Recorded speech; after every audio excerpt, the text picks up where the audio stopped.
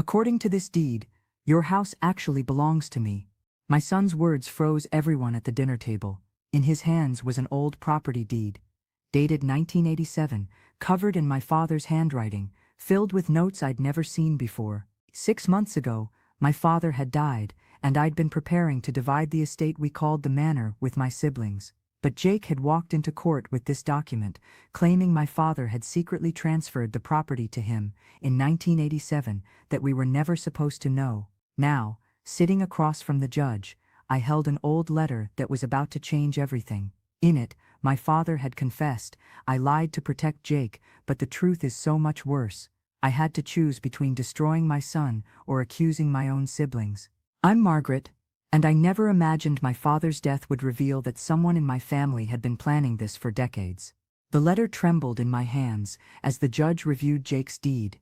My father, Richard Castellano, had been a real estate developer who'd built the manor in 1972, a sprawling property in Connecticut worth nearly $2 million.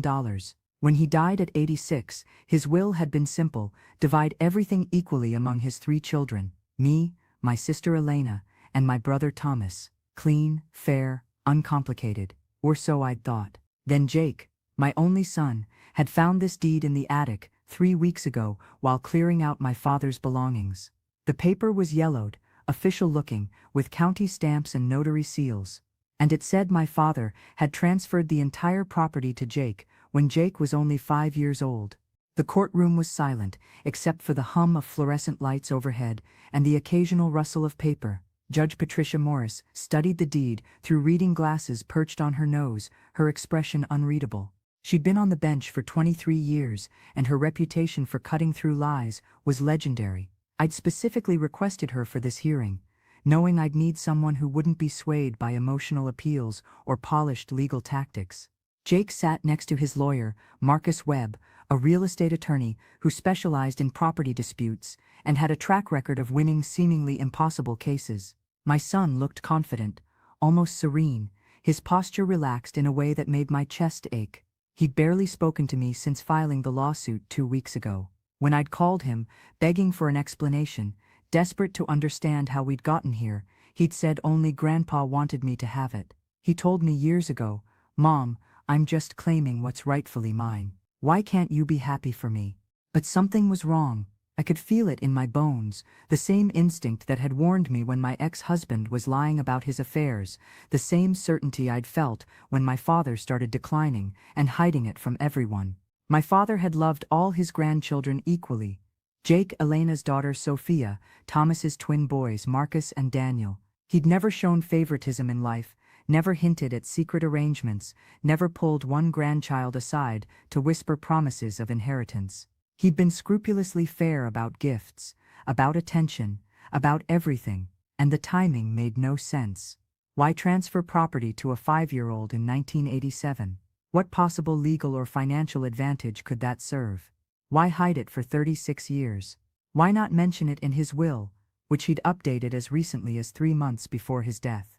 I'd found the letter in my father's desk 2 days ago, tucked inside a false bottom I'd discovered by accident.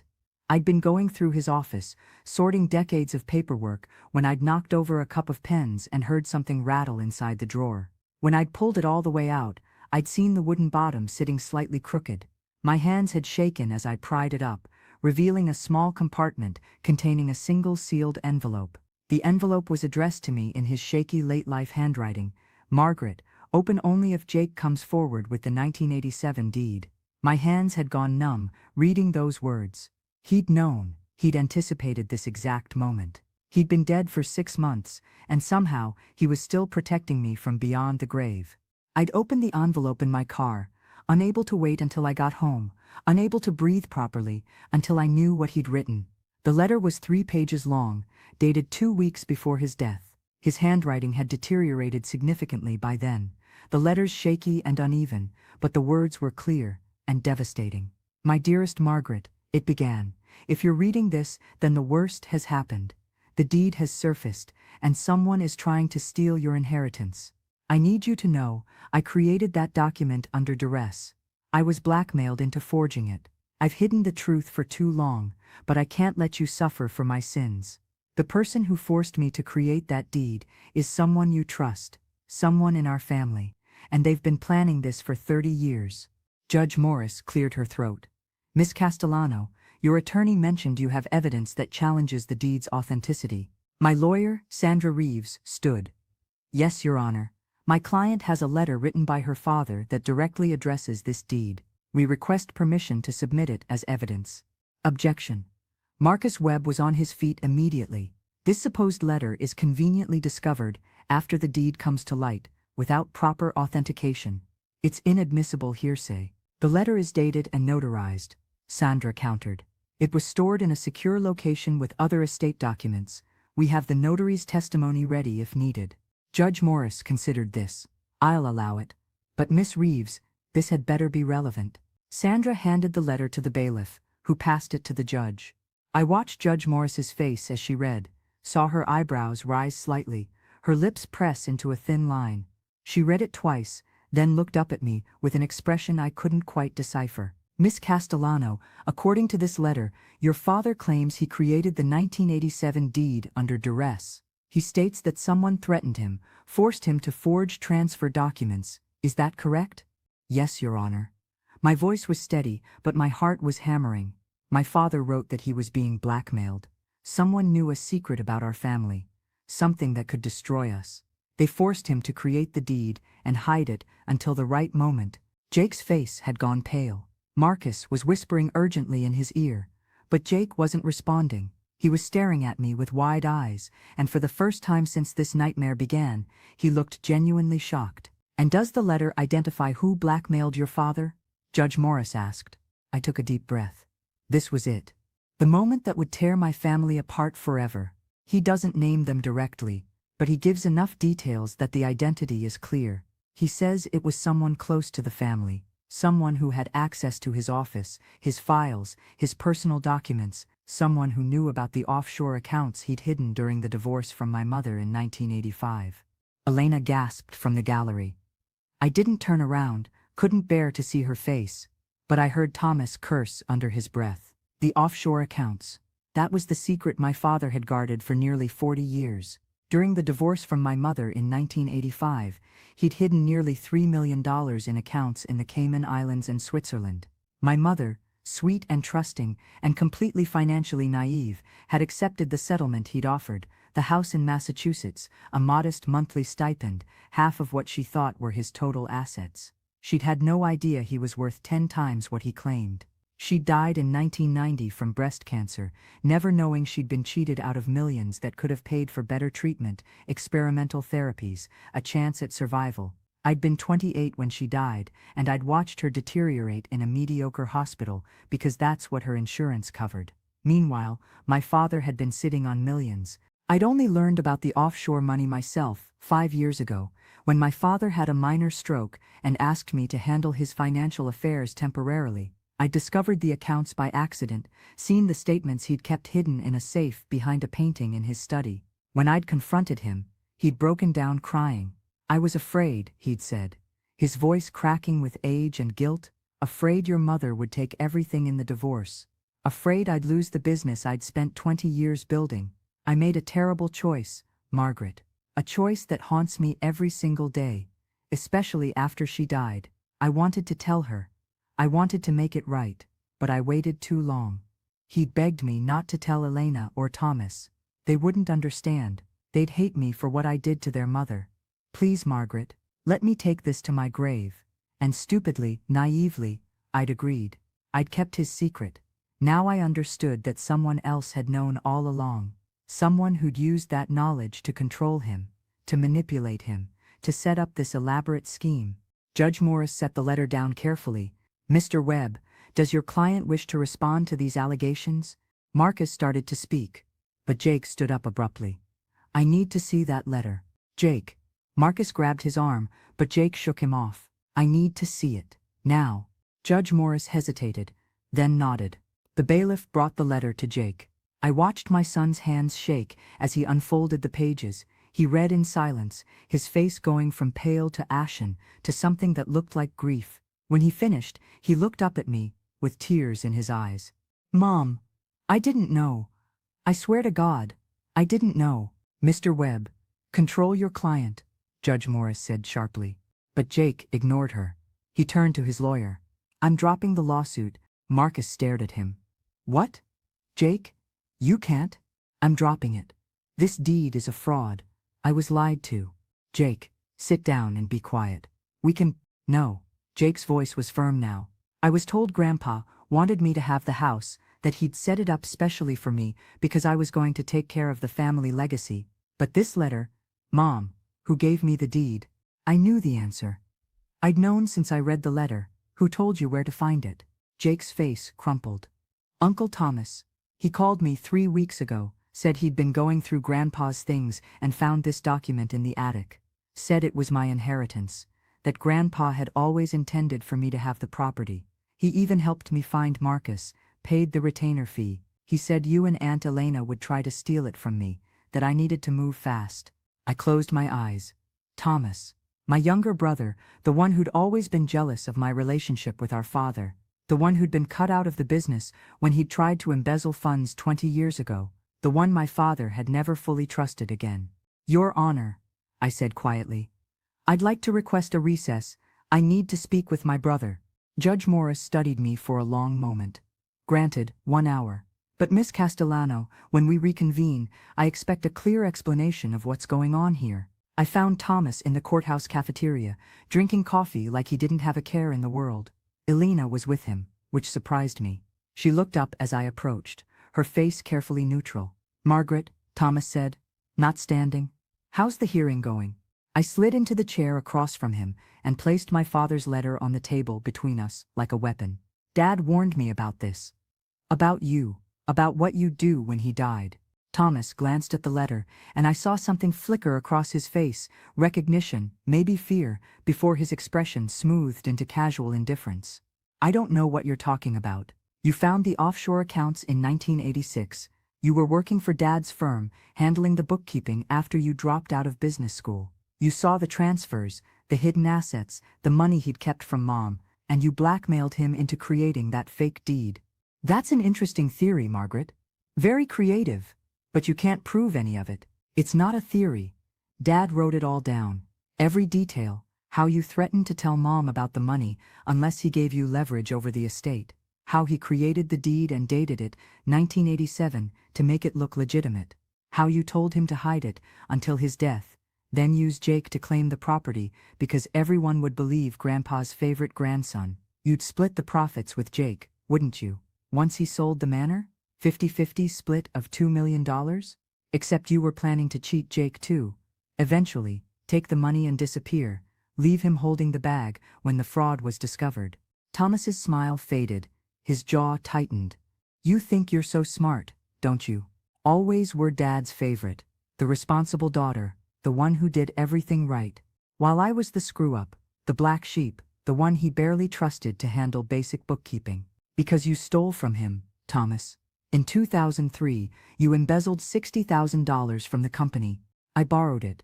I was going to pay it back. With what money? Your gambling debts were already over $100,000. Dad bailed you out, gave you a second chance, and you repaid him by blackmailing him. Actually, I can. I pulled out another document from my bag. This is the original deed. The real one, from 1972, showing Dad as the sole owner with no transfers. It's been in a safety deposit box all this time. The one Jake has is a forgery. The paper is wrong. It's too new. The watermarks don't match county records from 1987. I had a forensic document examiner look at it yesterday. They're ready to testify that it was created within the last year, not 36 years ago. Thomas's face went hard. Elena, let's go. But Elena didn't move. She was staring at Thomas with an expression of dawning horror, her coffee cup frozen halfway to her lips. You used Jake? You manipulated your own nephew, your sister's son? Don't be naive, Elena, Thomas snapped, setting his own cup down hard enough that coffee sloshed onto the table. This family has always been about money. Dad built his fortune on lies and shady deals, the offshore accounts, the tax evasion, the business partners he screwed over. He wasn't some saint. I just followed his example. I learned from the master. By stealing from your own sister, I couldn't keep the anger out of my voice, couldn't hold back the rage I'd been suppressing for weeks. Because that's what you're doing, Thomas. Jake thinks he's claiming his inheritance. He doesn't know you forged that deed. He doesn't know you've been planning to take half the sale proceeds. He actually believes Grandpa loved him best, that this is some kind of special gift. You've broken his heart, and you don't even care. He'll get his cut, Thomas said, dismissively. More than he deserves, considering he's done nothing to earn it. Kid's worked in the same entry-level marketing job for 3 years. No ambition, no drive. At least the money will give him a start. And when he finds out you lied to him? Elena's voice was shaking now, rising in pitch. When he realizes you used him to steal from Margaret, what then? Oh, spare me the moral outrage, Thomas said. You've been living off Dad's money your whole life, Elena. Don't pretend you're better than me. I never stole from him. I never blackmailed him. Elena's voice was shaking. And I never would have used Margaret's son as a pawn in some twisted revenge scheme. Thomas stood, buttoning his jacket. Believe what you want, but unless you can prove that letter is authentic, unless you can prove I forged the deed, you've got nothing. It's Jake's word against mine, and Jake thinks I helped him. Not anymore, I said quietly. I showed him the letter. He knows you lied to him. For the first time, Thomas looked uncertain. You told him. He deserved to know the truth. Thomas's face twisted with rage. You stupid woman, you just destroyed your own son's case. Without Jake, there's no lawsuit. Without the lawsuit, the deed gets thrown out, and the property gets divided 3 ways. You, me, and Elena. You could have had $2 million if you just kept your mouth shut and let Jake win. Now you get $600,000, and so do I. Congratulations on your principles. He stormed out. Elena sank back into her chair, looking shell-shocked. Margaret, I'm so sorry. I didn't know. I swear, I had no idea Thomas was behind this. I know. I reached across the table and squeezed her hand. But I need you to testify. I need you to tell the judge everything you know about Thomas's financial problems, his gambling debts, the times Dad had to bail him out. It establishes motive. Elena nodded slowly. What about Jake? What's going to happen to him? He's withdrawing the lawsuit. Marcus is probably having a breakdown right now, but Jake knows the truth. He knows he was used. Thomas will go after him. He'll try to salvage this somehow. Let him try. I stood, gathering my documents. Dad may have been a liar and a cheat, but he was smart. He left me everything I needed to fight this. All I had to do was be brave enough to use it. When we returned to the courtroom, Marcus Webb was arguing frantically with the judge. Your Honor, my client was clearly under emotional duress when he made that statement. I request permission to withdraw it from the record. Your client made a clear, voluntary statement, Judge Morris said, dryly. But Mr. Castellano, I'll ask you directly, do you wish to proceed with this lawsuit? Jake stood. He looked 10 years older than he had that morning. No, Your Honor. I'm dropping the case. The deed is fraudulent. I was deceived about its origins. By whom? Jake glanced at me. I nodded encouragement.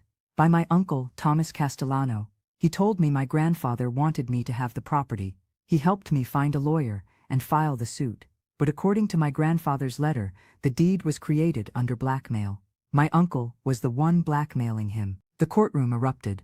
Thomas jumped to his feet, shouting denials. His lawyer tried to calm him down. Elena was crying. Judge Morris banged her gavel repeatedly, calling for order. That's enough. Her voice cut through the chaos. Mr. Thomas Castellano, sit down immediately, or I'll hold you in contempt. Thomas sat, but his face was murderous. He glared at me with pure hatred, and I stared back calmly. I'd spent my whole life being the peacemaker, the one who smoothed over family conflicts and kept everyone happy. Not anymore. My father had been a complicated man, generous and cruel, loving and manipulative. But in the end, he'd tried to make things right. He'd given me the tools I needed to protect myself and my son. Judge Morris turned to me. Miss Castellano, I'm going to order a full investigation into the deed's authenticity. In the meantime, the estate remains frozen. No one sells, transfers, or mortgages any part of the property. Is that clear? Yes, Your Honor. And Mr. Thomas Castellano, if it's determined that you forged documents or engaged in fraud, you will face criminal charges. I'm referring this matter to the district attorney's office immediately. Thomas said nothing. He just sat there, staring at the table, his hands clenched into fists. The investigation took 4 months. I hired 3 forensic document examiners to be absolutely certain. Dr. Patricia Wolfe spent 2 weeks analyzing the deed under microscopes using spectral imaging and chemical tests. Her report was damning. The paper contained optical brighteners not introduced until 2010. The ink revealed modern synthetic dyes designed to mimic vintage fountain pen ink. Most tellingly, the watermark didn't match county records from 1987. The second examiner, James Coe, specialized in handwriting analysis. The signature on the forged deed showed none of my father's characteristic tremors from arthritis. It was too smooth, too confident, likely traced from a later document using computer software. The third examiner focused on the notary seal. Elizabeth Hampton had supposedly notarized it in 1987, but she died in 2003. Her daughter provided samples that didn't match the deed's seal. The county had no record of any transfer. I'd spent an entire day going through archive documents. There was nothing, not a single paper trail. The notary, whose seal appeared on the document, had died in 2003, and her signature was clearly faked. But the real evidence came from my father's lawyer, Martin Chen, who'd handled the estate. He produced copies of every legal document my father had ever signed regarding the property. None of them mentioned Jake. None of them mentioned any transfer. And critically, Martin testified that Thomas had broken into the office 6 months before my father's death and accessed the filing cabinets. Security footage showed him leaving with a box of documents. Thomas was arrested in September. The charges included forgery, fraud, attempted theft, and elder abuse, since he'd blackmailed our father when Dad was in his 80s and increasingly frail. Elena testified against him, as did I. Jake testified too, explaining how Thomas had manipulated him, played on his grief over losing his grandfather, convinced him he was claiming a rightful inheritance. The trial was brutal. Thomas's lawyer tried to argue that my father had wanted the deed to exist, that Thomas was just following Dad's wishes, but the evidence was overwhelming. The jury convicted him on all counts. He got 8 years. I haven't spoken to Thomas since the verdict. Elena visits him occasionally in prison, though she says the conversations are brief and awkward, filled with long silences and careful avoidance of anything meaningful. Jake refuses to go at all, can't even say his uncle's name without his hands shaking. My son is still processing what happened, still dealing with the guilt of nearly stealing from his own mother, still struggling with the betrayal of someone he'd trusted completely. We're in therapy together twice a week, working through it with a family counselor named Dr. Sarah Chen, who specializes in financial abuse and family trauma. The sessions are hard. Jake cries a lot, talks about how stupid he feels, how obvious it should have been that something was wrong. I wanted to believe it, he said. Last week, his voice breaking. Uncle Thomas made it sound so reasonable. Your grandfather always loved you best. He wanted to make sure you were taken care of. This is your legacy. And I ate it up, because it felt good to be special, to be chosen. Even when you asked me to reconsider, to wait and investigate, I told myself you were jealous. God, Mom, I'm so sorry. Dr. Chen has helped us understand that Jake was groomed. Essentially, Thomas had spent years building their relationship, creating trust, setting up the conditions that would make Jake vulnerable to manipulation. He knew exactly what buttons to push. Dr. Chen explained. The desire to honor your grandfather's memory, the financial pressure of student loans and entry-level salary, the cultural narrative that family inheritances are something you're entitled to. He exploited all of it. Some days are better than others. Some days Jake can talk about it calmly, analytically, like it happened to someone else.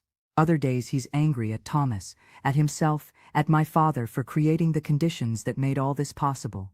If Grandpa hadn't hidden the offshore money, Jake said once, if he'd just been honest with Grandma, given her what she deserved, none of this would have happened. Thomas wouldn't have had anything to blackmail him with. You wouldn't have had to keep secrets. It all started with Grandpa's lies. He's right, of course. My father's deception set everything in motion, but I've also come to understand that Thomas made his own choices. He could have told my mother about the money, could have confronted my father directly, could have handled it a dozen different ways that didn't involve decades of blackmail and a plot to steal from his own sister. He chose the path of maximum damage, maximum betrayal, and now he's paying the price. The manor sold last month for $2.3 million. After legal fees and taxes, Elena and I each got just over $900,000. We split Thomas's third between us. The judge ruled he'd forfeited his inheritance through his criminal actions. I offered Jake his grandfather's share, but he refused. I didn't earn it, and I don't want money connected to all this. So I donated Thomas's portion to a foundation that helps elderly people avoid financial exploitation. My father had been exploited by his own son, manipulated and blackmailed for years. At least now something positive could come from it. I kept one thing from the estate. My father's desk, the one where I'd found the letter. It sits in my study now, a reminder that secrets always surface eventually, that lies have a way of unraveling, and that sometimes the people who hurt us most are the ones we trusted completely. Jake came over for dinner last week. We sat in my kitchen, eating pasta and talking about ordinary things, his job, his girlfriend, his vacation plans. It felt normal, easy. At one point, he reached across the table and squeezed my hand. "I'm sorry, Mom, for all of it." "I know," I said. "I forgive you." And I meant it, because Jake had been a victim too. Thomas had exploited all of us, used our love and trust as weapons, but we'd survived. We'd fought back, and we'd won. The manor is gone now, sold to a young couple with 3 kids who plan to renovate it. I drive past sometimes, see the construction crews working, new life being built on top of old pain. It makes me think about cycles, about how families pass down both gifts and damage. My father gave me many things, his stubbornness, his business sense, his complicated relationship with the truth. But the most valuable gift was that letter, written in his final days, when he knew the reckoning was coming. He could have destroyed the forged deed, could have confronted Thomas, could have handled it a dozen different ways. Instead, he left me the evidence and the choice. And I chose to fight. Not just for the money, though that mattered, but for the truth. For Jake's future. For the principle that you don't betray family, no matter how much you stand to gain. Thomas chose differently. He chose greed over integrity, manipulation over honesty. Now he's in prison, paying the price for decades of lies. I don't feel victorious. I feel sad, mostly sad it came to this. Sad my father lived under blackmail's shadow. Sad Thomas threw away his family for money he never got. But I also feel relief. The secrets are out. The lies are exposed. Whatever happens next will be built on truth. That's something worth having. That's something worth fighting for.